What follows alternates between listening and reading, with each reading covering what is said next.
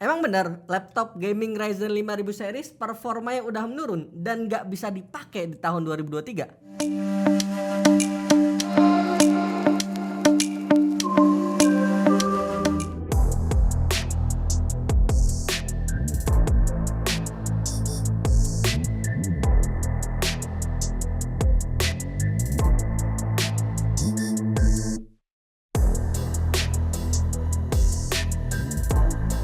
Ini adalah Victus by HP 15 FB0009AX, laptop yang cuma ditenagai AMD Ryzen 5 5600H yang cuma punya boost clock up to 4,2 GHz yang ditandemkan dengan GPU RTX 3050.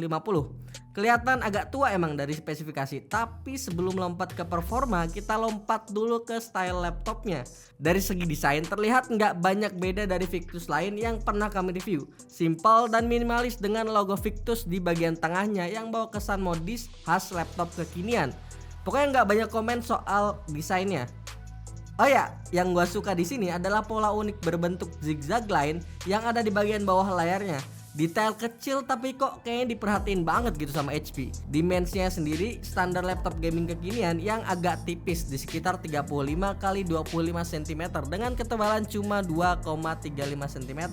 Masuk ke bagian layar, laptop ini udah pakai layar standar laptop gaming kekinian zaman now dengan refresh rate 144Hz berpanel IPS. Sayangnya akurasi warna masih jadi PR untuk beberapa SKU laptop Victus, salah satunya adalah laptop ini. Tercatat setelah kami kalibrasi, color gamutnya tuh cuma ada di 67% sRGB yang otomatis bakal agak kurang kalau dipakai untuk color grading video-video kayak untuk editor yang ada di belakang kamera. Maaf guys. Solusinya kalau kalian emang niat beli nih laptop untuk produktivitas kayak gitu ya wajib beli monitor tambahan yang proper dengan color gamut yang lebih luas. Storage-nya pakai SSD NVMe Gen 4 512GB dengan kecepatan yang lumayan kenceng untuk laptop dengan harga 11,7 jutaan di 3000 sampai 3500-an Mbps untuk read dan write-nya.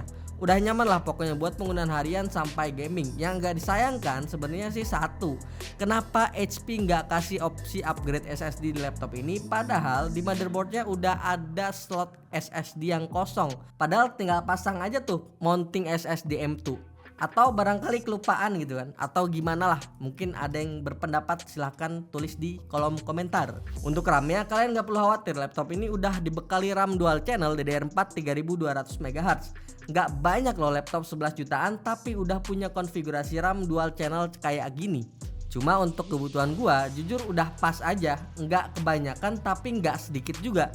Ada 2 USB Type E, 1 USB Type C, 1 LAN port dan 1 HDMI. Dan gak lupa ada 1 headphone jack.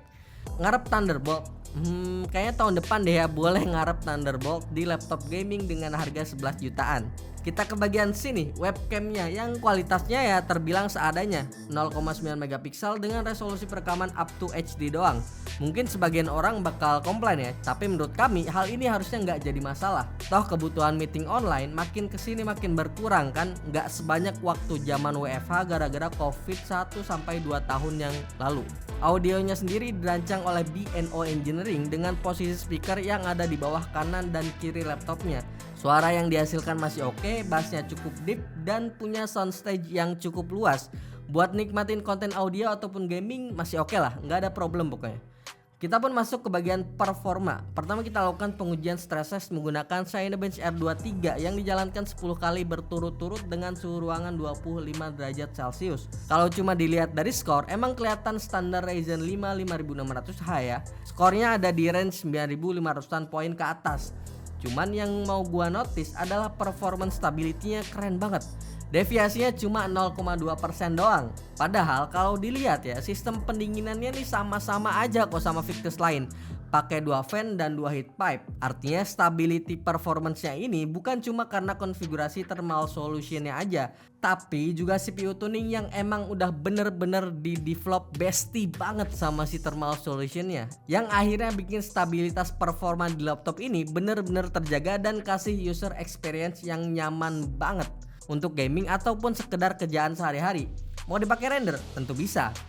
Ya meskipun layarnya terbilang agak kurang proper ya, kami pun lakukan pengujian menggunakan Blender dengan skenario BMW 27 dan hasilnya surprisingly lumayan kenceng kalau dibandingkan sama laptop lain dengan GPU yang sama. Rendering time by GPU ada di 46 detik doang dengan suhu yang mentok di 88 derajat Celcius. Untuk game kita coba uji pakai dua tipe game. Pertama game kompetitif kayak Valorant, terlihat di skenario 1080p very low, laptop ini bisa dapetin FPS average di 320-an.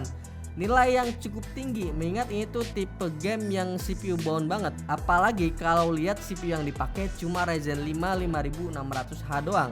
Artinya emang CPU-nya nih masih bisa diandelin untuk penggunaan game-game kompetitif kekinian kayak gini. Kalau di game AAA kayak Far Cry 6 kita coba main di 1080p high. Experience-nya cukup stabil dan nyaman dimainin, aman di atas 50-an FPS. Terus untuk game-game sport kayak Forza Horizon 5, settingan high masih bisa dapetin di 78 FPS. Sementara untuk game yang agak berat lagi kayak Cyberpunk 2077, laptop ini kami rasa akan lebih nyaman untuk dimainin di settingan medium 1080p doang. Ya wajar sih, toh cuma 3050 doang GPU-nya kan. Saran kami, jangan berharap terlalu tinggi deh di laptop dengan harga 11 jutaan untuk main game AAA di rata kanan. Untuk baterainya menurut kami udah oke banget. Kapasitasnya lumayan gede di 70 Wh dan mampu bertahan sampai 9 jam 40 menit. Saat kami uji pakai PC Mark 10 Modern Office dengan skenario best power efficiency. Masuk ke bagian akhir yaitu kesimpulan. Laptop ini menurut kami bisa jadi opsi yang cukup menarik di laptop gaming dengan harga 11,7 jutaan. GPU-nya udah pakai RTX 3050 dengan CPU yang masih bisa diandelin kok buat berbagai kebutuhan kekinian, mulai dari harian sampai gaming, bahkan gaming AAA. Emang bukan jadi yang terkenceng, tapi pertanyaan gua, apakah yang kenceng selalu bikin sebuah laptop tersebut jadi yang terbaik? Kan enggak, percuma kalau kenceng tapi performanya naik turun. Nah laptop ini tuh karakternya gitu, dia bukan jadi yang terkenceng tapi bisa kasih user experience yang nyaman banget berkat performanya yang super stabil. Poinnya mungkin bakal jadi pertimbangan banyak orang, palingnya layar sih. Zaman sekarang laptop gaming nggak 100% sRGB tuh emang kayak agak gimana gitu. Tapi kan balik lagi ya, dengan budget kayak gini kita harusnya sadar kalau nggak bisa ngarepin banyak hal di poin ini. Sekedar nyaman dipakai main game aja menurut kami udah cukup. 144 Hz loh layarnya. Tapi ya mungkin dari kalian ada yang nggak sependapat, kita bisa diskusi di kolom komentar ya. Terakhir yang menurut kami jadi poin menarik di laptop ini yaitu baterainya yang mampu bertahan sampai 9 jam lebih. Jarang-jarang loh laptop gaming entry level murah yang bisa dibilang resource powernya gede bisa bertahan sampai di atas 5 jam. Kalau kalian nggak percaya, mungkin kalian bisa cek review-review laptop gaming entry level yang pernah kami uji baterainya. Oh ya, garansinya juga udah mantep, 2 tahun plus ADP dan ada bonus Windows serta Office Home and Student 2021 yang bernilai sekitar 1,8 jutaan rupiah. Oke, mungkin cukup sampai sini dulu review HP Victus 15 FB0009AX kali ini. Mungkin ada yang punya pendapat atau punya keluh kesah tentang laptop satu ini, komen langsung di bawah ya. Dan jangan lupa like, share, dan subscribe channel ini sebagai bentuk dukungan dan semangat untuk kami. Main-main juga ke penpixel.com agar kalian dapat melihat perkembangan teknologi khususnya di bidang IT. Join Discord server kami dan follow sosial media kami di kolom deskripsi. Sekian dulu gua Yusril, sampai jumpa di video selanjutnya. Bye bye.